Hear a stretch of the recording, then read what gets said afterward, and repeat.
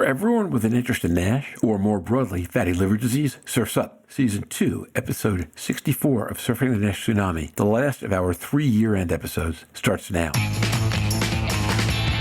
Today on Surfing the NASH Tsunami. While the prevalence of NASH did not change dramatically from 12.5% to 14%, there was a 119% increase in the rate of significant fibrosis amongst those patients. The Sanyal paper, published in New England Journal of Medicine just recently, highlights this fact that really F3 and F4 patients in a relatively short time point of 4 years are driving outcomes. And so collectively, we look at this data and we say, Houston, we have a problem. While our externally led patient-focused drug development meeting was focused on the development of therapies, especially pharmacological therapies, we've also collaborated with others on the development of a nutrition app, really focused on how to develop a diet that can help your liver and also prevent the progression of fatty liver disease and NASH and more, simultaneously addressing multiple factors at once. We've been building up an evidence base that's sorely lacking in fatty liver disease, largely based around public health interventions and issues and related policy issues. And the final piece we just finished was trying to position NAFLD in the framework of the Sustainable Development Goals, to be able to say, if you're addressing this particular goal and it has this particular target, it's also relevant for fatty liver disease.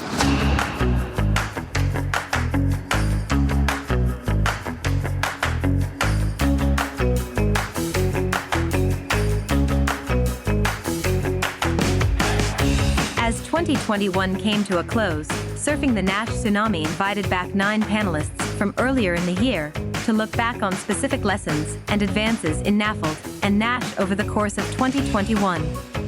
On today's podcast, join liver wellness advocate Louise Campbell and pricing and forecasting guru Roger Green as they interview Professor Jeff Lazarus, Global Liver Institute Global Policy Head Andrew Scott, and Surfing NASH co-host Dr. Stephen Harrison on some of the major stories affecting Nashville in 2021, today on Surfing the NASH Tsunami.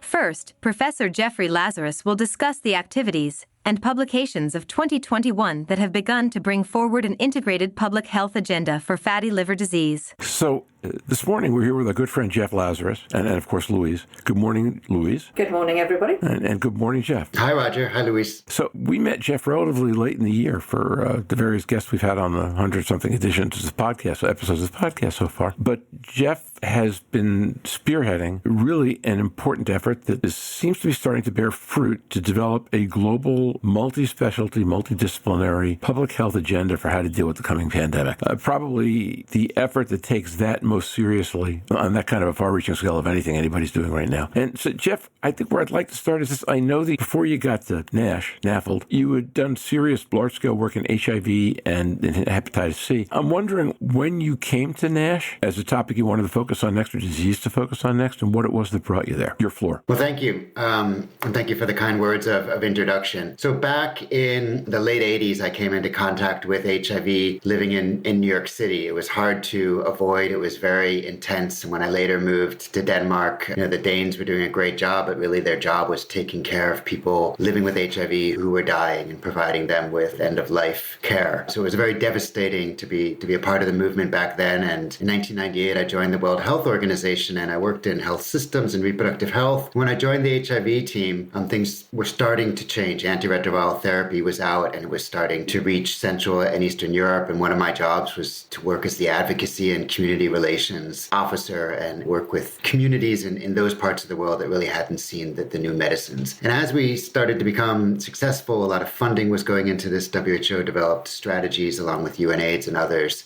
We realized that in many cases, people were going to live long with their HIV thanks to antiretroviral therapy, who were going to suffer from hepatitis C, particularly the people who injected drugs. And that was a big problem in Central and Eastern Europe, but also parts of Western Europe. So I got into hepatitis C through HIV. We know the story of the hepatitis C movement, which really took off with the advent of direct-acting antiviral therapy in 2013 and 2014, and then the WHO strategy in 2016, establishing the elimination of viral hepatitis as a public health threat. As I was working in hepatitis and working with colleagues around the world trying to learn from HIV, I started to come more and more into contact with hepatologists and the liver community who I'd been working with a little bit in the early days in hepatitis, but much more from 2014 on. And slowly fatty liver disease came onto my radar. And the more I learned about it, the more I realized we were back where we were in the early days of HIV, which was before I started, but certainly in the early days of hepatitis C, when we had no strategy, no idea of the burden, the economic consequences, and so on. So that's how I got into, say, the fatty liver disease movement, but there's not really much of a movement. And I realized we could learn so much from hepatitis C, from the building of a large movement, largely driven by patient groups, and then working together with clinicians. And we could learn from HIV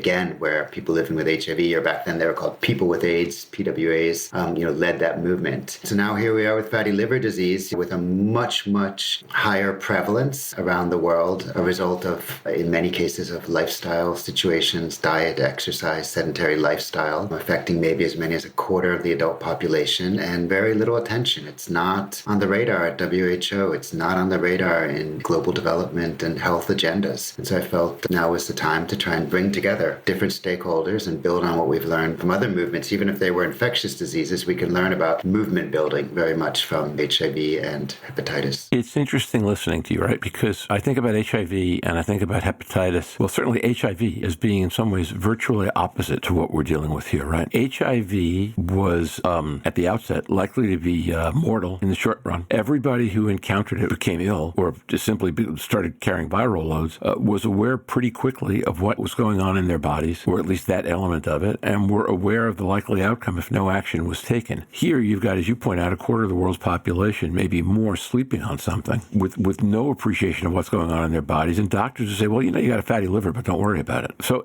in that regard, I can't imagine two situations that are more different. What exactly can you take out of the experience with HIV and transmit or translate into this disease most directly or most effectively? I agree with you. But certainly HIV in many cases has an incubation period that is some years. In some people it might be faster or slower, but it's often 5, 7, 10 years. In hepatitis C, it's longer, and in fatty liver disease, it may even be longer. So in that sense, they're quite different. But in the beginning, people living with HIV simply didn't know they had HIV. And in fact, late presentation is still one of the big problems. And so when we founded the HIV in Europe movement, developing a definition for late presentation was key. And then we did that again with viral hepatitis. So when you go to the specialist, in that case, and get tested, and you're already presenting with, say, an F3 or an F4, you've been diagnosed late. Some people will say you presented late. We could also say it's the health system's fault you've been diagnosed late. And so NAFLD has that much, much longer period, but it's a similar situation. In HIV in the early days, the majority of people didn't know they had it. The majority of people don't know they have fatty liver disease. So it's about raising that awareness, but also being clear what we can do about it. Because also with HIV, because it was an infectious disease, simply preventing other people from getting infected drove part of the movement to find out that you had it, in addition to driving the market to develop medicines. In the case of fatty liver disease, it's not going to be a case of infecting others, but it's going to be a case of possibly developing severe liver disease. And therefore, there's an impetus there to know your diagnosis and to push, again, the pharmaceutical companies and others to develop drugs, but also to address the structured lifestyle interventions that is all we have right now, and it's not being very well implemented. So, Jeff, take a few minutes and walk us down the path of what you've been working towards with others, what you've been able to accomplish so far, and what you envision for 2022. So I think things really took off with the creation of the EASL International Liver Foundation. So working with the foundation and its chair, Dr. Massimo Colombo, we had the idea to simply emulate what we had done in hepatitis. And so we did something called the HepCore study, where we looked at core indicators. And we thought, let's do the same for fatty liver disease and see if countries are prepared to address fatty liver disease. So we started with a European study in 29 countries, found no countries prepared. It's a global foundation, so we expanded globally to 102 countries, and again, found no countries well prepared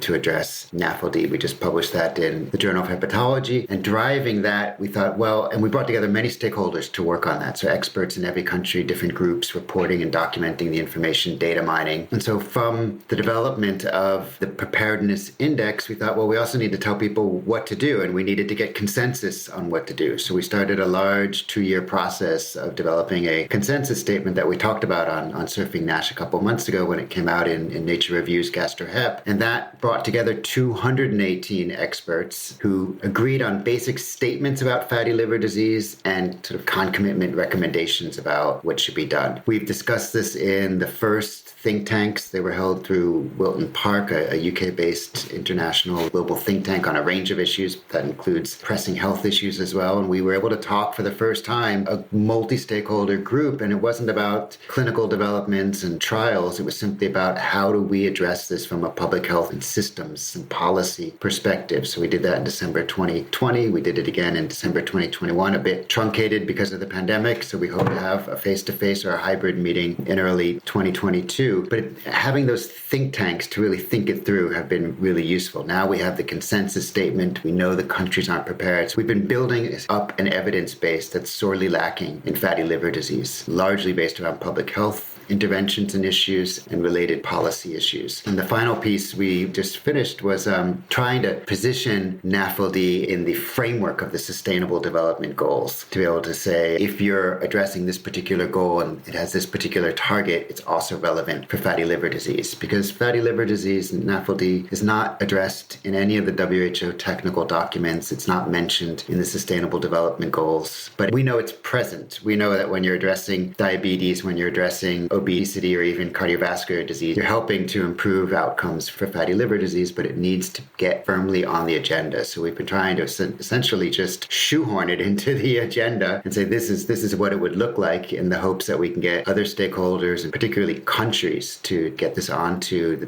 WHO agenda, because I'm a firm believer in WHO, not just because I worked there 11 years, but I mean, this is the global agency to take on the big health issues and provide the normative standards and guidance. So we do really need it mentioned in the technical documents of WHO, and ultimately we're going to need a strategy. Maybe it'll be a more general liver health strategy. Maybe it will, in the beginning with hepatitis C. Hepatitis C was always embedded in HIV strategies until finally we could pull it out and say, actually, most people with hepatitis C don't have HIV. So we need to start somewhere. So if we can get fatty liver disease into the diabetes and other strategies where it's actually surprisingly not, eventually we can take it out and get it to its own strategy or action plans, or embed it along with other liver health issues. Louise, what you got? I think all of those pieces have been fantastic, and I just love listening and reading that work as well. But what struck me from the recent Lancet Commission, which you were heavily involved in, and what everybody said yesterday when we did a lot of the sessions, was the liver is the window. And I think that was a phrase that came out of that document towards the end. I think it says the liver is the window to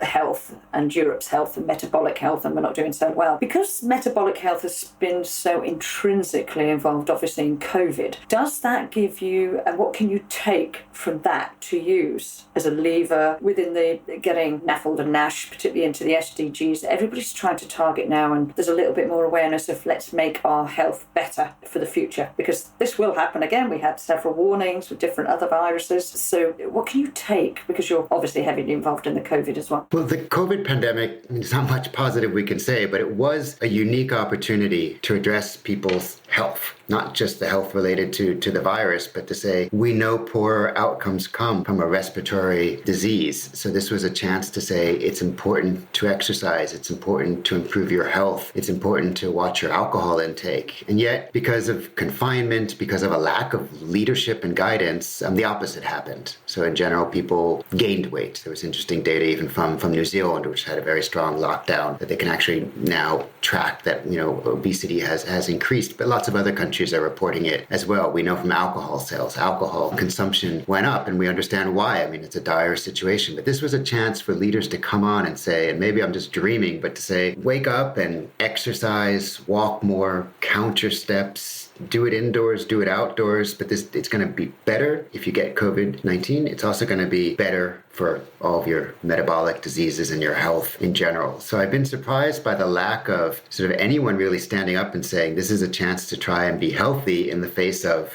a deadly disease. So we're wearing face masks. Fine, it's not so easy to exercise, but we can also be doing that at home and outdoors. And we're trying to physically distance. That can help exercise. But, we didn't really take advantage of that. And so now with the Omicron wave and we know now a series of lockdowns and restrictions coming, and probably quite a long time more with the pandemic, I hope people will pick up and say, well, at least this is a chance to be healthy, those who have the resources and the space at home or near their homes to do so. And that's why when we position mentioned fatty liver disease in the Sustainable Development Goals. One of the targets in the SDGs is about green spaces and having safe places to take a walk. And people said, well, how's that connected to fatty liver disease? And we said, well, it's obvious. If you don't feel safe walking near where you live because it's dangerous or you're in a city in a rough environment, then you're going to lose an exercise opportunity. So we've lost a lot of exercise opportunities during the pandemic, and I think the health authorities need to revive that, and it would just make good sense. Whether you're an insurer paying for people's health or a public health funded health system, it's just going to be good for outcomes, and it's going to be good for individuals. I should say good for the system and good for individual outcomes. Absolutely. And I did have a question related to the preparedness work that you did. Do you have any data that could correlate those who were better prepared did better in the pandemic? Because I know the UK came out of that really quite high in its ability to be prepared to put in a strategy, but I don't think we did too well through the pandemic. And whether or not joining the links to those who were more prepared, Germany certainly at the beginning seemed to do very well, and they're quite high up on your list. So is there any correlation that we can take from the more prepared you are to be able to do these strategies, the better you got through or were able to target COVID? We haven't done any correlation, but I can say one of the reasons some countries were better prepared than others in terms of fatty liver disease is because of the hepatologists there who have been driving some of the policies, particularly around clinical guidelines and multidisciplinary approaches that the UK is doing so well in and so on. What we can learn is the response to the pandemic has been so political and often at times so little evidence-based. So the UK is a good example of a prime minister who's not following the evidence, who's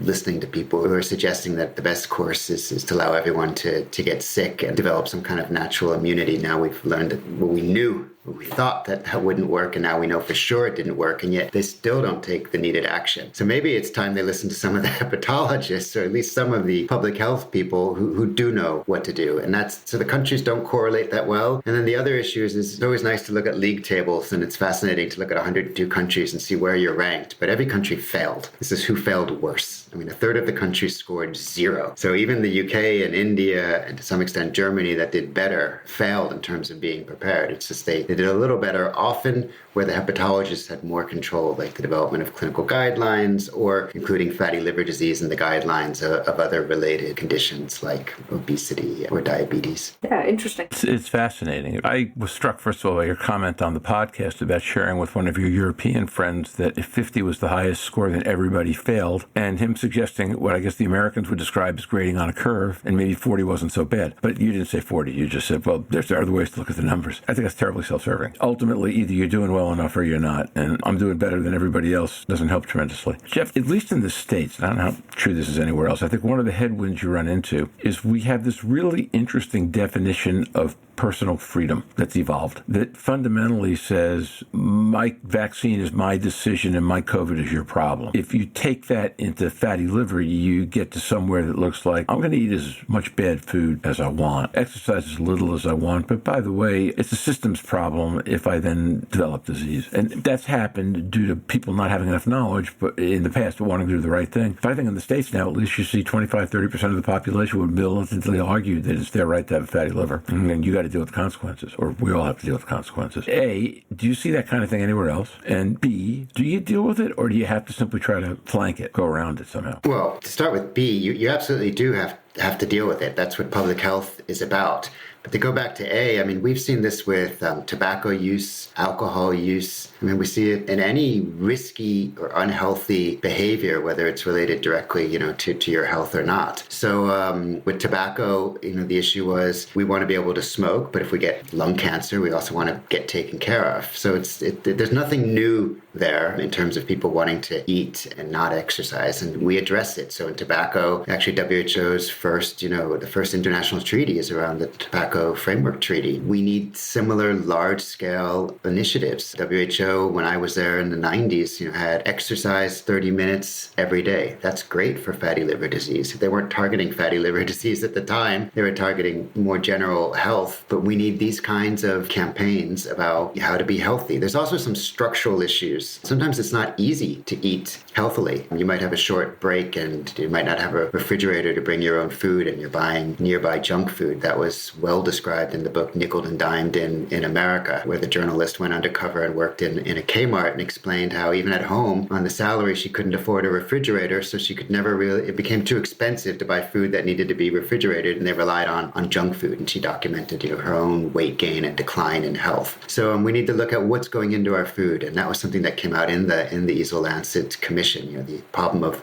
ultra-processed food. And we look at this as well with carbonated drinks and how much sugar's in them. I have a colleague who worked for a while at Anheuser-Busch, and one of his successes was to get a little less alcohol into the beer without really changing the taste. People are going to drink their beer, at least there was a little less alcohol. So there's, we need to look at what kinds of campaigns can resonate with people. And sometimes people say to me, and I'd also like your opinion, why would we want to test people for NAFLD if we don't have any medicine for them, because we know they're not going to change their lifestyle and exercise? And I think it's really important and a moral imperative for people to be aware of the health conditions of the diseases they have. And it's one more reason, it's one way we build up the advocacy and the patient advocacy groups is by adding to those numbers, because we know the numbers are huge. It's just people are unaware. And I probably say a couple times every week, someone contacts me and said, oh, I saw some social media post, you go on about NAFLD, I had no idea what you were talking about, and now my uncle, my cousin, my father, whoever has been diagnosed, and could you share information? And that's only just one person and a few people who contact me, but we need a sea change of people raising awareness. But we also have to be clear that we have to do something about it, because we can't just overwhelm the hepatologists' offices. So we need to be thinking about what kinds of responses. There's digital health responses for some communities, there's exercise, there's just making small changes in your diet and taking this on stepwise. So it's going to be a large public health campaign. And that's why I focus so much on WHO, because it was WHO that led to the eradication of smallpox 200 years after the vaccine was identified. WHO who led the polio elimination and other big campaigns is now leading on hepatitis, HIV with UNAIDS, and so on. Next, Global Liver Institute policy lead Andrew Scott will discuss the activities that have brought patient advocates front and center in 2021. And wrapping up this exceptionally strong and exciting series of year-end interviews, we have our friend Andrew Scott from the Global Liver Institute. Andrew, how are you today? Doing well and happy to be here. Thank you. We're delighted to have you, in part because you wore blue, which means that as compared to most of our interviews where everybody's in white and black, Louise chose to wear colors today, and so did you, and I've got gray on my shirt. So I think we're a much more sartorially interesting group than we've been so far. Hey, Louise, what's new in the last half hour? Not a lot. Trying to grab some food somewhere along the line. So actually, after this, Louise and I might not see each other until 2022, because this is the last dance for this round. In the last 24 hours, I think I've seen you more than my husband. Yeah, I was realizing that not talking to you for 10 days is really going to be an interesting experience. We've not done that in 2 years. And with that, so Andrew, what we've been doing is we've been asking each of our guests to focus on one element of what's changed in 2021 in fatty liver space.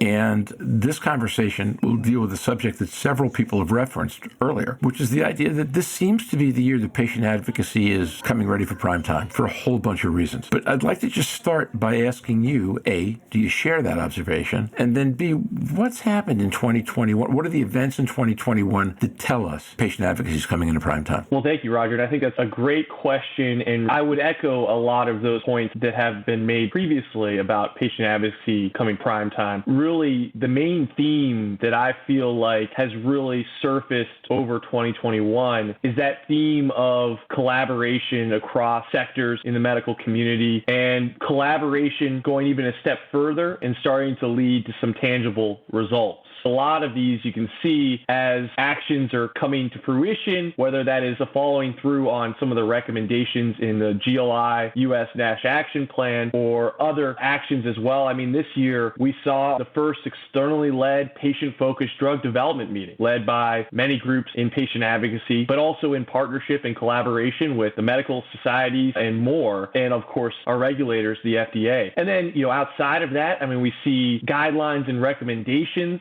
coming out of a variety of organizations and societies focused on fatty liver disease and NASH. We also see, action on policy initiatives and pushing legislators and regulators to act and to update their recommendations and their guidelines. And a lot of this we're starting to see really come to fruition, and it's exciting. We've had a lot of talk in the past about what needs to be done. This year, we're starting to see everyone synchronizing their effort and really putting that heel to the ground or really starting to move things forward. Why this this year? What's made 2021 the magical year, or the beginning of the magic? It's hard to say because I think from our perspective, we've been pushing it for a while at GLI. You know, we created the NASH Council in 2017. It's been something that we've seen the writing on the wall for a bit, that the answer to the problem of fatty liver disease and NASH is not siloed efforts, it is collaboration. Thankfully, this year, we've started to see some of that. Specifically, as reasons why it would be this year, there's just been a greater, and maybe this is due to COVID, but just a greater willingness from the general public, even outside of the medical community, to consider health and to consider the series of factors that are at play in our nation's and the world's public health. And all of that has shown a spotlight on things and has presented opportunities, and also shown that when we talk about COVID, you can't just talk about the single condition. You got to talk about everything else that's connected to it. When we talk about fatty liver disease, you can't only talk about fatty liver disease. You got to talk about all the interconnected conditions, comorbidities, and more. And that has helped everyone realize that it can't be one organization, can't be one society, can't be one therapeutic area addressing this condition. The interview we completed a half hour ago was with Jeff Lazarus, who makes some of the same points that you were just making. The phrase he uses is the liver can't go it alone on this one. And I think that's right. But he also was talking more broadly, right? Sustainable development goals, diet, unsafe cities mean that people can't get exercise. Now, I know that politically a lot of that stuff is near and dear to Donna and to your agenda. But how much have those kinds of issues worked their way into what GLI is doing this year as compared to a better job of coalescing the community as it exists to push forward for disease, more directly medical disease-oriented action? Again, I would echo the other points that have been made, but really our perspective is that how can we have a solution for every stage of the condition? And we can't ignore the more advanced stages to address the earlier stages. But that also doesn't mean we should ignore the options that are currently available to prevent and treat earlier stages of fatty liver disease and NASH. So, as an example, while our externally led patient-focused drug development meeting was focused on the development of therapies, especially pharmacological therapies, we've also collaborated with others on the development of a nutrition app, really focused on how to develop a diet that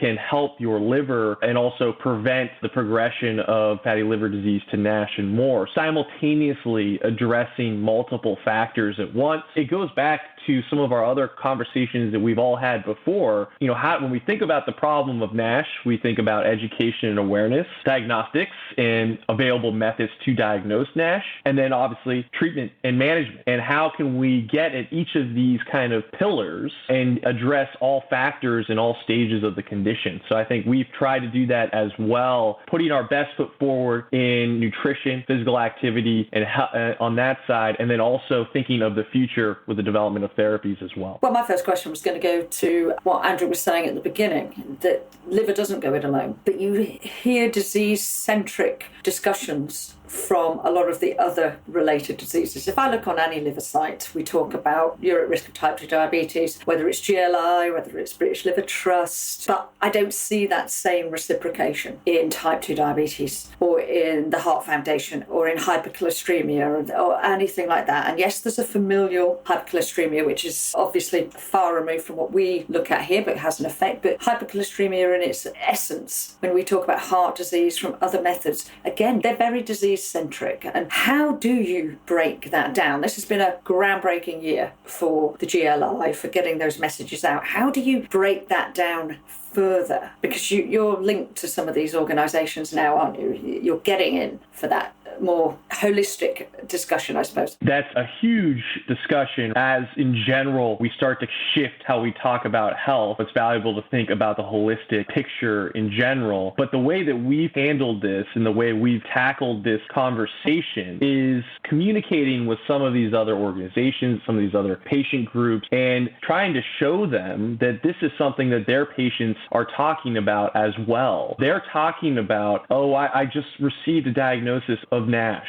This never occurred to me that I was at risk of this. And this is something that was in their membership, their population as well, and showing them that this is happening all over, again, shining a spotlight on that and helping them realize that this is not solely a liver problem. You can expect more of your patients to be asking you these questions in the future, and we're here to help, and we're here to work together to address it. Again, showing them that we're not trying to take away from them, we're not trying to pull patients away from them, but we want to do it with them and work together to address this problem. So it's the conversation, the highlighting of that their patients are seeing this already as well. Yeah, so it sounds as if you're spending time talking about the strength of the whole person rather than the individual disease components. And I know Donna uses the phrase, treat me the person, not me the disease. And it sounds as if that's the approach you're taking, which is fantastic, because I was thinking when you were describing all of the bits that have been achieved with the FDA, all of those movements, if I had to say 2022 is a nice red wine, it's a vintage year. Fits in with the Mediterranean diet too. Yeah, and that's also leading into how we're starting a larger initiative that really will define our organization going forward. And this is broader than just fatty liver disease and NASH, but we want to talk about liver health as public health. And that really gets to your point, Louise, about holistic health and really expanding upon what we've done this year, what we've seen success in with fatty liver disease and NASH already. Obviously, a lot of work still to be done. But again, thinking about the liver overall and the interconnected nature with so many other conditions and, of course, organs, again, showing that and educating about that, raising awareness, and really kind of underlining liver health as public health. I'm intrigued by that comment because, as I said, Jeff Lazarus was the first one we just finished interviewing. Obviously, the Lancet Commission went after that issue in a big way, and that's what he's been involved with. But their whole idea of the liver being, if you will, a mirror on metabolism or a mirror on the body or the person. The thing you had said right before that about we have to assure these other associations we're not taking their patients away. I know that's more their perspective than GLI's perspective, but that strikes me as a rather curious way to think about the people who live with your disease,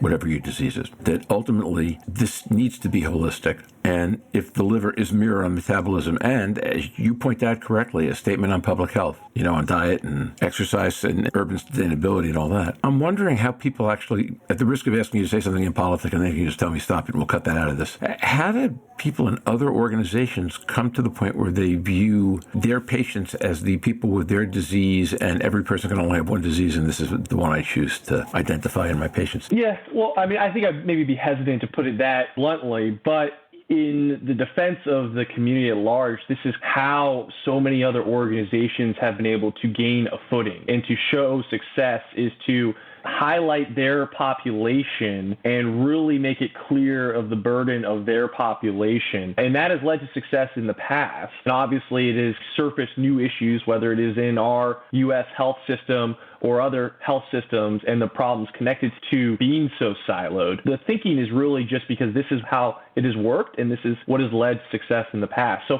I wouldn't necessarily fault anyone for doing that. It's just as we shift into the future, looking at how COVID has started that conversation of they have COVID, but maybe they have another condition as well, whether they're impacted by obesity or chronic liver disease, fatty liver disease, and NASH, and the risks associated of more severe health outcomes from COVID. Maybe that has led to that foot in the door to kind of help people realize, help other organizations and more realize that it doesn't need to be alone and you can work with others. And that has really helped. Again, I don't know if I would fault them because it has led to success in the past, maybe for their specific condition or their specific illness. A prime example is breast cancer, separating themselves from a lot of the other cancers and claiming time in the month and more, and that has led to success. So you can't necessarily fault them on that. But, also, as we shift forward, we have to have more conversations about collaboration. Louise, you smile on your face. If it's because of the podcast, go ahead, run with it. I think I could be slightly more controversial than Andrew, who is being politically correct there. I've worked a long time in mental health, and there are a lot of mental health charities who do fantastic work. Every single one of them does fantastic work. But get them round a table together and the politics obstructs. supports the movement of the collegiate. And it's not only mental health. If we look at healthcare, I've sat round tables personally talking about liver disease, looking to help and find liver disease and fatty liver to have the counterbalance from cardiology. If you cure all of the liver, we don't have any patients. There is a personal agenda in everything we do. Medicine by nature is very competitive. You see it currently in COVID. We particularly see it in the UK, and I'm sure you all get it. One institution gives you their figures, another institution competes for their figures. We cannot underestimate the power of politics between groups that want to help their populations, but we have to be holistic. I described the liver yesterday in a session, and I think it was with Sean, because we're going to integrated care pathways here. I see the liver, or the body as a whole, and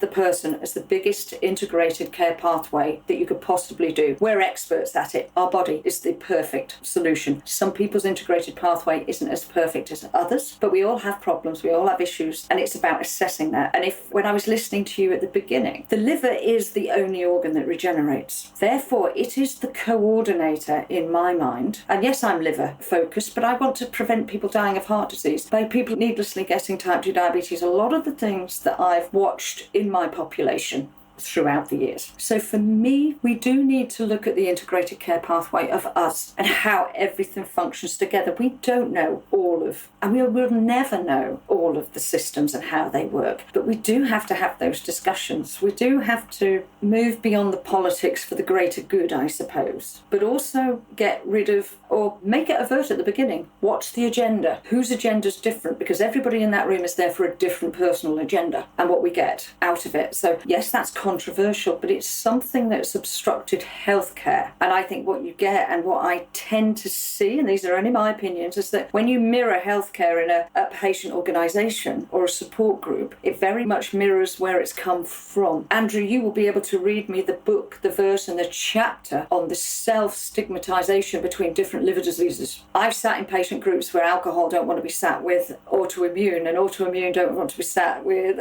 drug-induced liver disease. So it plays a big part, the politics of where we come from. And I don't know whether we can get beyond it, but I think we have to acknowledge it. We have to acknowledge it as the elephant in the room. The same way in most diseases, we have to accept that liver is the elephant in the room that we're not talking about. So I don't have to, in my role, play the party political line, but I absolutely appreciate what you say and the difficulties. And every single one of those charities is working their hardest for their populations. But we need to move beyond the silo. Otherwise, we're all going to not be helping our populations as much as we could. So there's me being slightly more controversial for the end of the year or beginning of 2020. Let's break down those silos and work for the person. Yeah, and I will say maybe my response is in large part thanks to my role as the policy guy for GLI, but you bring up a lot of good points. We've seen some surprise from organizations too. When you bring money into any situation, of course, that leads to people wondering not only where it's coming from, but can I have some or can I have all of it? We've seen some success though and surprise with the creation of our Liver Action Network, which has brought together community, local liver organizations, all liver specific, but talking about joint funding efforts, talking about working together, even though, of course, we're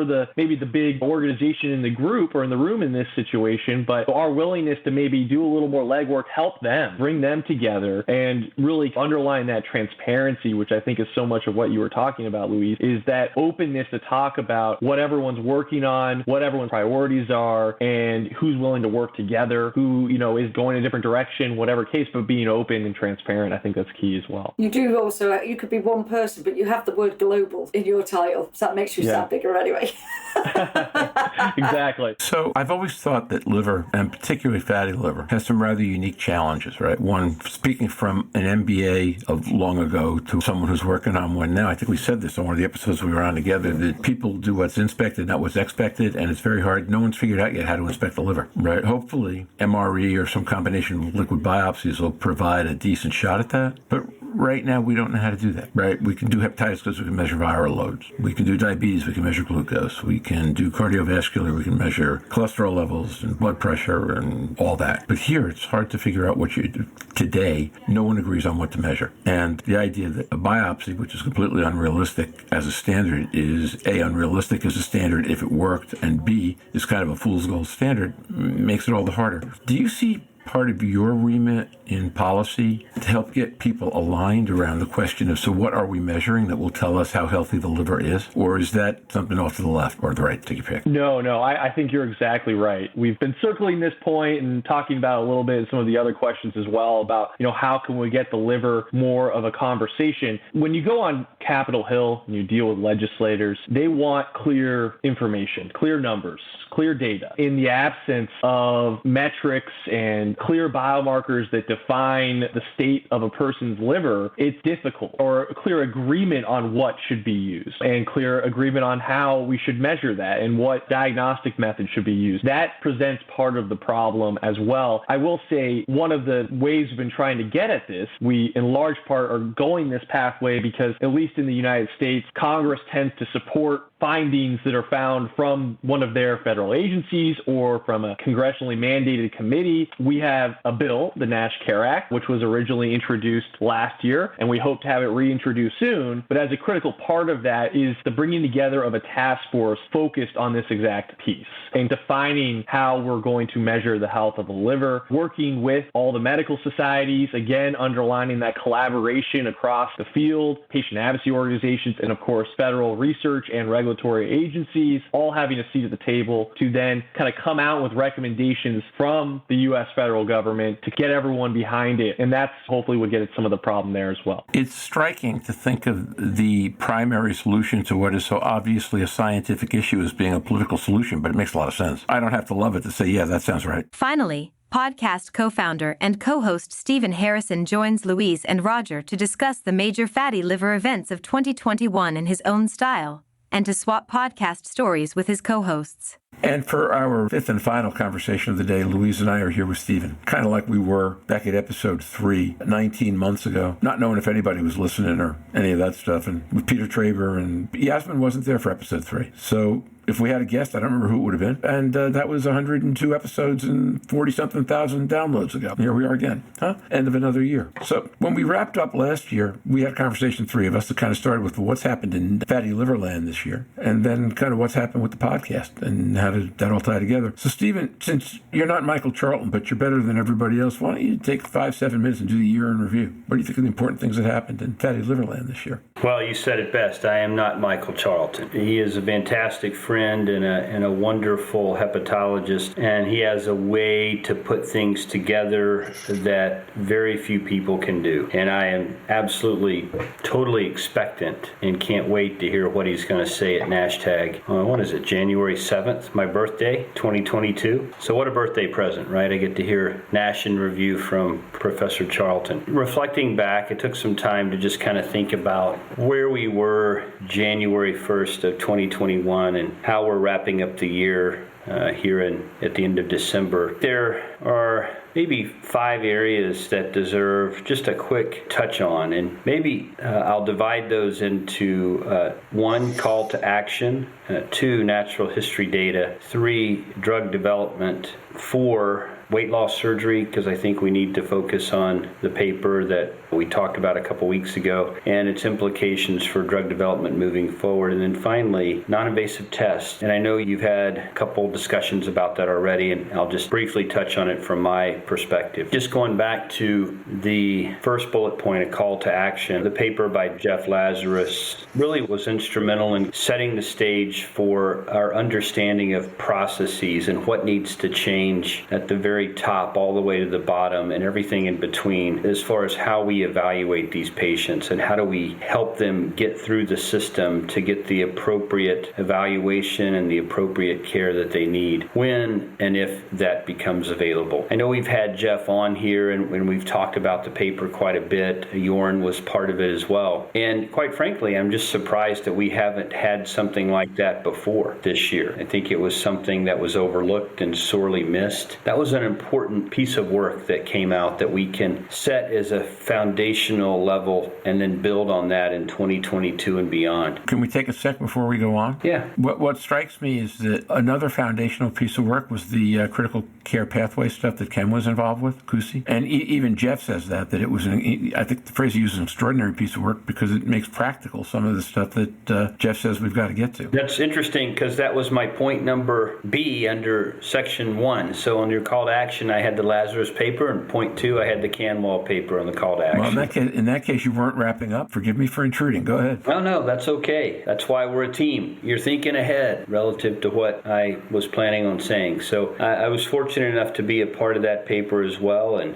a lot of thought went into that paper. It wasn't just a group of insular, focused liver doctors. It was inclusive of a much bigger audience that allowed for introspection and an understanding of how we go about addressing this unmet need of building disease awareness in the field of NASH. And just reflecting back on that paper today, I was reviewing it again. It's such a rich body of work that it's really built for primary care, it's built for endocrinologists, it's built for gastroenterologists, it's built for obesity medicine specialists. It really is all inclusive. It is foundational. It gives us something to begin to work with. The 2 points I want to take away from that paper are, number 1, we wanted something that was keep it simple, stupid, ready, the KISS principle. And I think that provided that. You could punch holes in any of these algorithms that we come up with, and they all have flaws and they all have faults. But we have to start somewhere. And can we get to the point where we all will adopt a similar message and a similar way of looking at these people at the beginning? And I like the way this one was done, mainly because it drives the negative predictive value of a test. That at the foundational level, the primary care level, is really what we're looking for. We want to exclude the vast majority of patients that we don't need to worry about today. And we need to push forward those that we might have a concern about and further adjudicate them. And as I mentioned in my postgrad course talk at AASLD, we're at the very beginning stages of this. We are not at a 5th generation strike fighter that can identify with precision exactly the right patients with exactly their stage of disease and target them for the exact appropriate therapy. We're not there yet, but we accept where we are, and if we can push a similar message out and get primary care behind us, that will be huge. And my third point under this call to action is really the way that the patient advocacy groups have made a huge step forward in 2021. And you've had many of them on the podcast. Obviously, the work that Donna has done, that Wayne's done, that Tony has done, all have been instrumental in their own right. You mentioned the paper that Wayne talked about publishing, the work that Donna has done on Capitol Hill and NASH Day and all those things. It's just those 3 pieces wrapped together, the Lazarus paper, the Conwall paper, and the patient advocacy groups, I think have really taken this call to action on disease awareness a huge step in the right direction, or as I think it's Armstrong said, one giant leap for mankind. So, I think that's what happened in the field of NASH relative to disease awareness. Now, having said that, we were so far behind that even with that one giant leap, we need 3 or 4 more giant leaps. So we'll use it as a platform to springboard forward into 2022, and hopefully we can add a couple more giant leaps on top of what we've already started. I agree with all of that. We've come on leaps and bounds. I'd certainly second the patient advocacy side, particularly in their involvement now with the FDA, and also the general sense that I've got this year that we are just questioning where the outcomes are for patients, particularly with cirrhosis. I know Manal, and we've spoken about it again today, it's about keeping people stable. Should be now an outcome. If we talk about clinical outcomes, then no deterioration is an outcome. And it's particularly important to the person not to deteriorate. They may not improve, but quality and non-deterioration are personal outcomes. That they do as much as they can to try and maximise their own health, along with others, care professionals. That's been raised a lot. That's gathering momentum and steam. That's where the advocacy group groups come in. We obviously have the British Liver Trust here, Children's Liver Foundation, things like that. So there is a lot more momentum to say that we're not happy with achieving a hurdle that is too far for me as a person now. I want to just be stabilised. Everything that's moved forward that Stephen's commented on has been great. We spoke with Ken Cusi. I then went and spoke with some colleagues from King's to 50-odd GPs. Janet Catt was advocating that they put FIB4 on all of their desktops so they can use it even if they don't do it automatically. Trying to implement these changes in the real world is gathering speed and momentum, and that's where we are now that we weren't 12 months ago. And you would have guessed what people believed 2 years ago, guessed, that couldn't happen without drugs. And in fact, I think it's a compliment to this community that people have forged forward as energetically as the community has in the wake of, particularly the crash of OCA. And there are those who acknowledge, Stephen among them, but not hardly you alone, that this disease and everything we know about it will get retro rockets, fire boosters when a drug is approved and comes to market. But even so, there's been a tremendous amount of energy around call to action this year without a drug to do it with. And I think that's unusual, in my experience at least. So why is that? I think it speaks to kind of a rallying of the troops. It speaks to the quality and number of publications that are coming out in this arena. The attention that those publications are getting through media, such as this podcast, such as the patient advocacy groups, the recognition that some of these publications are getting at our congresses, the interest that is being generated through other webinars around the data that's being generated in these studies. Maybe there's a paradox in the pandemic in that it's given people a little more time to reflect on some of the work that's been published, and we've been able to rally around that a bit more. So despite having drugs, we're now able to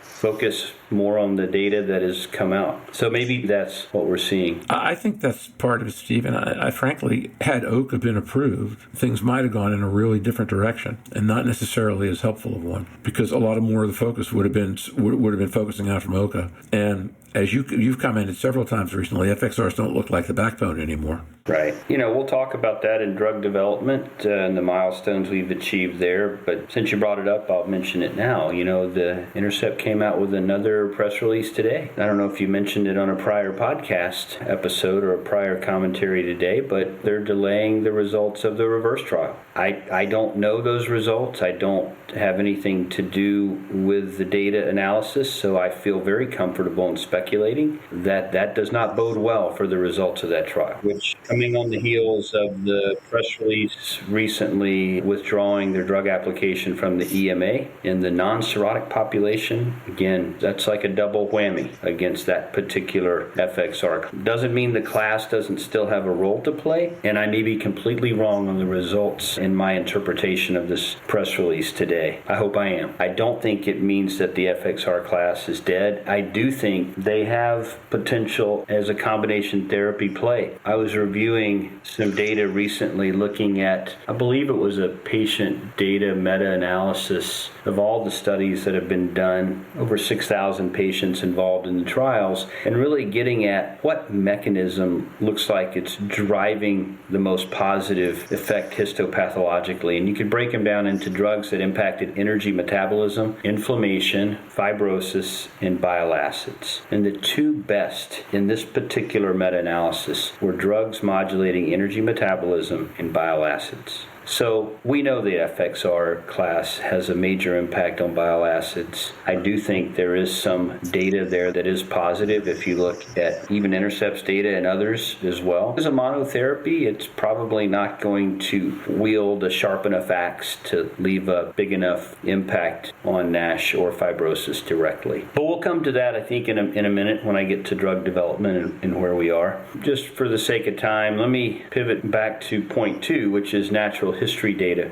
And I hesitated to include, there are 2 papers I wanted to include here. One of them is one I published, and I hesitated to include it because I didn't want to necessarily quote my own paper. I do think just for the sake of this particular discussion, it's probably okay to do that. So the natural history data has become a little bit more clear. And I say natural history, I'm including epidemiology data in this a bit. And I will first say that the data that we published in Journal of Hepatology this year in over 600 patients that were prospectively evaluated for fatty liver and NASH presenting for routine colon cancer screening pointed to an overall prevalence of fatty liver of 37% and of NASH 14%. More importantly, the prevalence of significant fibrosis was around 6%, 5.9% or so. The reason why I say that is I want to highlight that paper in parallel with the paper we published 10 years earlier in Gastroenterology in 2011 on the same type of patients evaluated in the same clinical scenario, but a fewer numbers. We only had 300 patients enrolled at that earlier time point, where we had a prevalence of NASH of 12.5% and a prevalence of advanced fibrosis of like 2.7%. Why do I bring those two studies up? Because collectively there's over 1,000 patients of prospectively enrolled data, and while the prevalence of NASH did not change dramatically from 12.5 to 14%, there was a 119% increase in the rate of significant fibrosis amongst those patients. And that gets me to the Sanyal paper published in New England Journal of Medicine just recently that highlights this fact that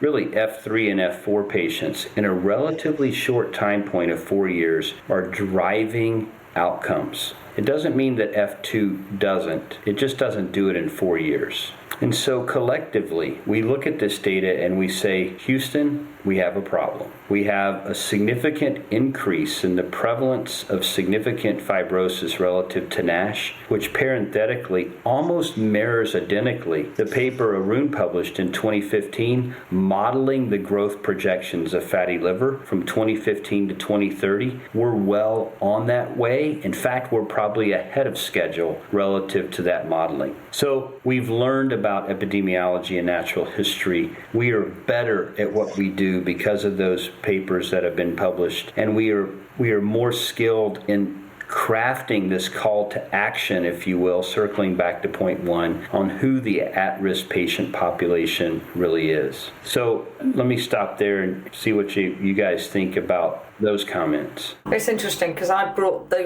your two papers up with Minal earlier when we were discussing cirrhosis and the fact that the rate of cirrhosis growth, but also the influence of the pandemic, the lack of diagnosis, the lack of presentation, particularly here in Europe. I'm not too sure how much that has affected the US in the same way of just closing our clinics, absolutely all of that down, FibroScan this down, just people not presenting at all. I'm sure it's not dissimilar, but that year or 2 years lost nearly, and how that impacts this late stage diagnostic population, but also the real need now to stabilise disease at that level and not aim for the moon to keep going on the space and sci-fi analogies. But if we continue to only try and meet the FDA's criteria of a one-stage improvement, that's not enough for the rate of cirrhosis that's building, in my mind. And how do we now support that population? Because not enough hepatologists or specialists like yourself to deal with that.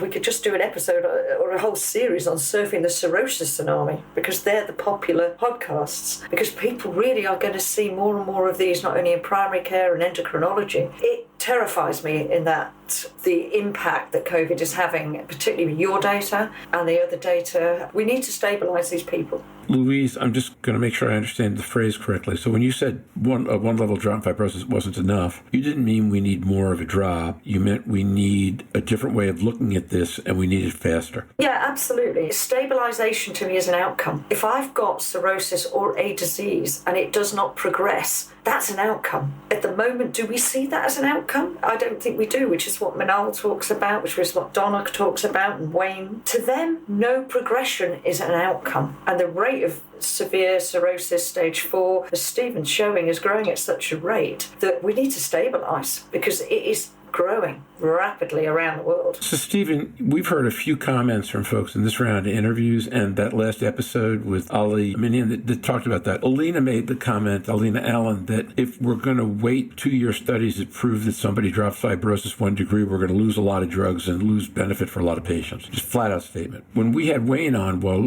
Louise was having her anniversary dinner at the Ritz and sending us pictures of her cocktails. You know, Louise, Wayne was diagnosed, 12 years ago maybe? And And he said he couldn't be termed cirrhotic anymore, his doctor tells him, because his platelets have never rebounded above 120,000, but he couldn't really be deemed cirrhotic anymore because he's gotten so much fat out of his liver. And that's without drugs. That's just based on diet. So I don't know if we call that stabilized or better exactly, but I know it's good enough. I mean, Wayne's had 10 really good productive years and doesn't seem to show any signs of slowing down. No, but I think that's true, and I think it's the person's perspective. I know as scientists, as clinicians, and Stephen as a researcher, we go on hard data and evidence. But for Wayne, he describes a great quality improvement in his life as a patient-reported outcome. He's got a better quality of life than he did. He changed his life. His wife was very supportive. He did all of the things that we advocate, and he's holding stable, still waiting for these drugs, and he is driving. He's a driving force. And I also heard Stephen, because I listened to the episode afterwards, and Stephen's comment that platelets very rarely after you've got to rebound, and that's absolutely correct. I've seen them rise slightly, Stephen, in people who we recover from Hep C post-treatment, but never to the normal ranges. You know, Wayne's story can be replicated hundreds, if not thousands of times, and I can probably think of